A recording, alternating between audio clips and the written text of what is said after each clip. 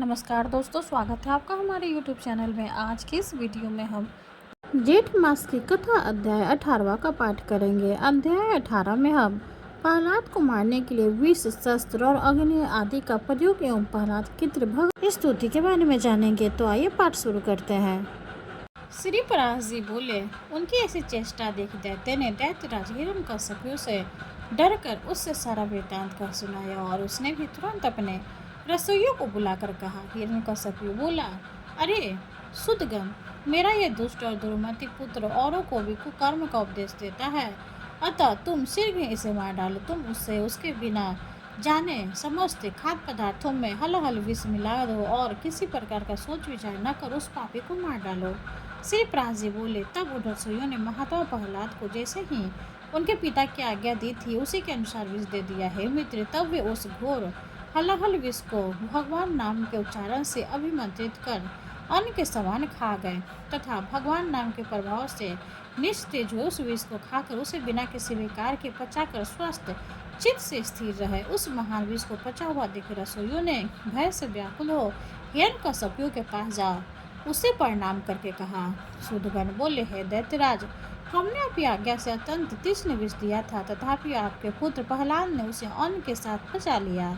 हिरण्यकश्यप बोला, हे पुरोहितगण, शीघ्रता करो, उसे नष्ट करने के लिए अब कितना उत्पन्न करो और देरी न करो। श्री पराशर जी बोले, तब पुरोहितों ने अति विनीत प्रहलाद से उसके पास जाकर शांति पूर्वक कहा।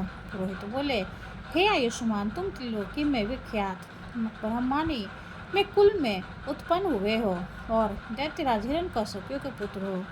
तुम्हें देवता अनंत अथवा और भी किसी से क्या प्रयोजन है? तुम्हारे पिता तुम्हारे तथा संपूर्ण लोगों के आश्रय हैं और तुम भी ऐसा ही होगे, इसलिए तुम यह विपक्षी स्तुति करना छोड़ दो। तुम्हारे पिता सब प्रकार प्रशंसनीय और वे भी समस्त गुरुओं के परम गुरु है। प्रहलाद जी बोले, है महाभागन, यह ठीक है। इस संपूर्ण त्रिलोक के भगवान मरीचि का यह महान कुल अवश्य ही प्रशंसनीय है, इसमें कोई कुछ भी अन्यथा नहीं कर सकता। और मेरे पिताजी भी संपूर्ण जगत में बहुत बड़े पराक्रमी है, यह मैं भी जानता हूँ। यह बात भी बिल्कुल ठीक, अन्यथा नहीं। और अपने जो कहा कि समस्त गुरुओं में पिता ही परम गुरु है, इसमें भी मुझे लेश मात्र संदेह नहीं है। पिताजी परम गुरु है और प्रयत्न पूर्वक पूजनीय है, इसमें कोई संदेह नहीं है। और मेरे चित्त में भी यही विचार स्थित है कि मैं उनका कोई अपराध नहीं करूँगा। किंतु आपने मुझे कहा कि तुम्हें अनंत से क्या प्रयोजन है, तो ऐसी बात को भला कौन न्यायोचित कर सकता है? आपका यह कथन किसी भी तरह से ठीक नहीं है। ऐसा कहकर वे उनका गौरव रखने के लिए चुप हो गए और फिर हंसकर कहने लगे, तुझे अनंत में क्या प्रयोजन है? इस प्रकार को धन्यवाद है। हे मेरे गुरुगण, आप कहते हैं कि तुझे अनंत से क्या प्रयोजन है?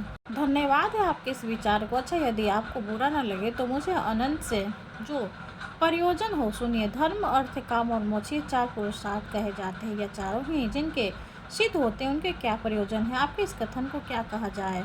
उन अनंत में ही दक्ष और मरीचि आदि तथा न्याय ऋषियों को धर्म, किन्हीं अन्य मुनीश्वरों को अर्थ एवं अन्य किन्हीं को काम की प्राप्ति हुई थी। किन्हीं अन्य महापुरुषों ने ज्ञान, ध्यान और समाधि के द्वारा उन्हीं के तत्व को जानकर अपने संसार बंधन को काटकर मोक्ष पद प्राप्त किया था। अतः संपत्ति, ऐश्वर्य, महात्म्य, ज्ञान, संति और कर्म तथा मोक्ष, इन सब के एकमात्र मूल श्री हरि की आराधना ही उपार्जनीय है। द्विजगण, इस प्रकार जिनके अर्थ, धर्म, काम और मोक्ष, ये चारों ही फल प्राप्त होते हैं, उनके लिए भी आप ऐसा क्यों कहते हैं कि अनंत से तुझे क्या प्रयोजन है और बहुत कहने से क्या लाभ? आप लोग तो मेरे गुरु हैं, उचित अनुचित सभी कुछ कर सकते हैं और मुझे तो विचार भी बहुत ही कम है। इस विषय में अधिक क्या कहा जाए? सबके अंतःकरणों के स्थित एकमात्र वे संसार के स्वामी तथा उसके रचयिता, पालक और संहारक है। वे ही भोक्ता और भोज्य हैं तथा वे एकमात्र जगदीश्वर है। हे गुरुगण, मैंने बाल्य भाव से यदि कुछ अनुचित कहा हो तो आप क्षमा करो। पुरोहित गण बोले, अरे बालक, हमने तो यह समझकर कि तू फिर ऐसी बात न कहेगा तुझे अग्नि में जलने से बचाया, हम यह नहीं जानते थे कि तू ऐसा बुद्धिहीन है।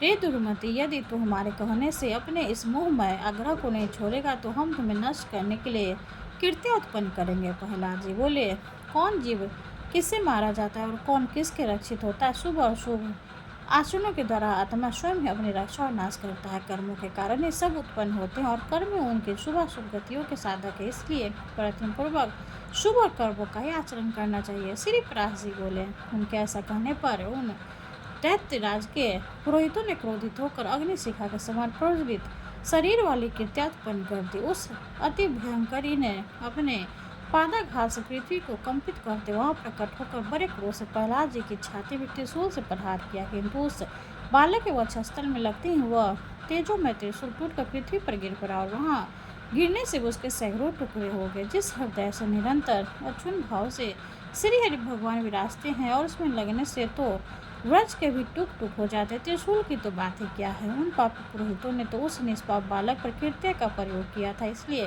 तुरंत ही उसने उन पर वार किया और स्वयं भी नष्ट हो गई।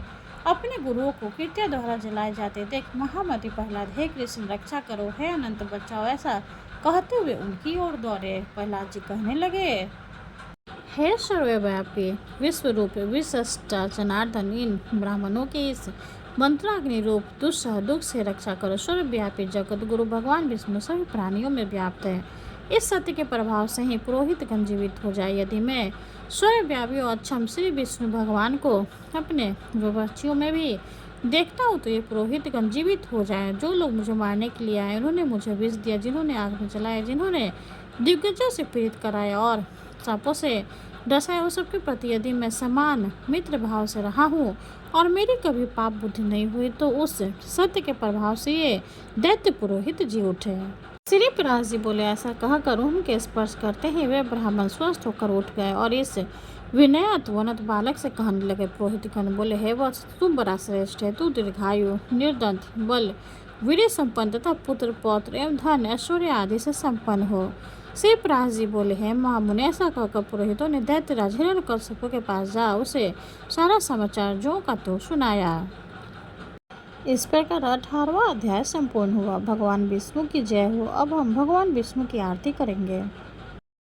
ओम जय जगदीश हरे, स्वामी जय जगदीश हरे, भक्ति जनों के संकट क्षण में दूर करे। ओम जय जगदीश हरे, जो ध्यावे फल पावे, दुख बिन से मन का, सुख शांति घर आवे, सुख शांति घर आवे, कष्ट मिटे तन का। ओम जय जगदीश हरे, माते पिता तुम मेरे, शरण गहूँ में किसकी, स्वामी शरण गहूँ में किसकी, तुम्हें बिने और न दूजा, तुम्हें बिने और न दूजा, आस करूं जिसकी। ओम जय जगदीश हरे, तुम पूर्ण परमात्मा, तुम अंतर्यामी, स्वामी तुम अंतर्यामी। पारे ब्रह्म परमेश्वर, पारे ब्रह्म परमेश्वर, तुम सबके स्वामी। ओम जय जगदीश हरे, तुम करुणा के सागर, तुम पालन करता, स्वामी तुम पालन करता। मैं मूरख खल कामी, मैं मूरख खल कामी, कृपा करो भरता। ओम जय जगदीश हरे, तुम हो एक अगोचर, सबके प्राणपति, स्वामी सबके प्राणपति। किस विधि मिलूं दया में, किस विधि मिलूं दया में, तुमको मैं कुमति। ओम जय जगदीश हरे, दीन बंधु दुख हरता, तुम ठाकुर मेरे, स्वामी तुम ठाकुर मेरे। अपने हाथ उठाओ, अपने हाथ उठाओ, द्वार पर तेरे।